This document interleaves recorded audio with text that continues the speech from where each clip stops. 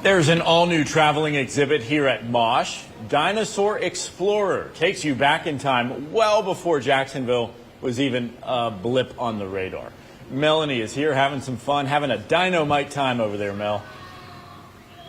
Rawr, lots of cool dinosaurs here at MOSH. I mean, this is one of the coolest exhibits I've ever seen. People are always very fascinated with dinosaurs. I think one of the most interesting things here is that the dinosaurs had feathers. Dr. Mortimer joining us again. Can you talk a little bit about that? I think most people didn't really realize that. We grew up on Jurassic Park. Yeah, absolutely. And I won't get too technical with that, but what I love about this exhibit is a brand new exhibit by Imagine Entertainment. We're actually the first museum to have the full version of it. So it is much more in line with more recent research. And that includes the fact that the raptors were more bird-like. Right.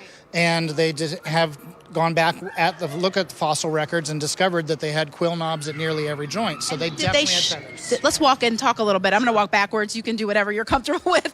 Did they shed them at some point?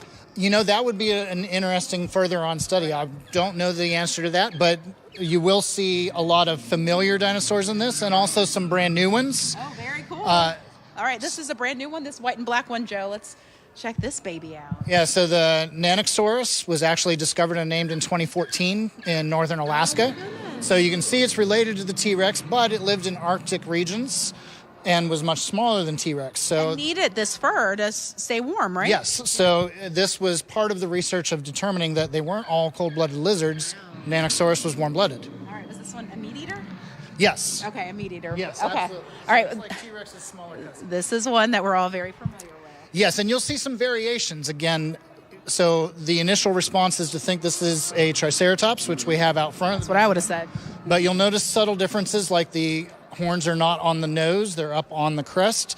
So there are slightly different variations, and there are two others that you'll see throughout that are similar to that. So these are animatronics in a sense, right? They move, they interact. I mean, are there fun things for the kids to do? I love that this exhibit is really multi-generational. The animatronics and the realism are a lot of fun for the kids, but there's also a lot of information and research detail that others can really dig into. So there's something for everybody in this. I love it. Dr. Mortimer and Joe, come over here because I thought this was so cool. The size of the brain of these humongous beasts. I mean, here's the human brain here with our EQ, if you're familiar with that, our emotional intelligence of anywhere from 7.4 to 7.8. But these dinosaurs, I mean, for the most part, had very tiny brains and small EQs, except for the one that Joe's actually on right now. Yes. So the poor Stegosaurus right over there, which everyone's familiar with, unfortunately gave rise to the theory that all dinosaurs were dumb.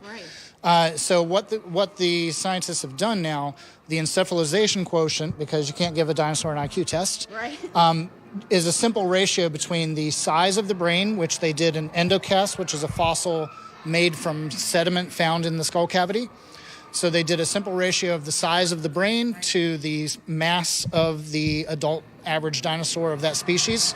So here we have some brain endocasts next to footprints. I want to give you an idea. So on the positive side, yes, if we use that same ratio for us, we were smarter than the smartest dinosaur. Right, but some of them were good to go. Absolutely. Thank you so much, Dr. Mortimer. Let's just go check out this one. I mean, what an exciting exhibit here. Certainly something for all the kids and adults to learn. I mean, my goodness, who would have known? So we are still live here at MOSH, kind of digging in a little deeper, going beyond the bicentennial, Vic, many, many years before.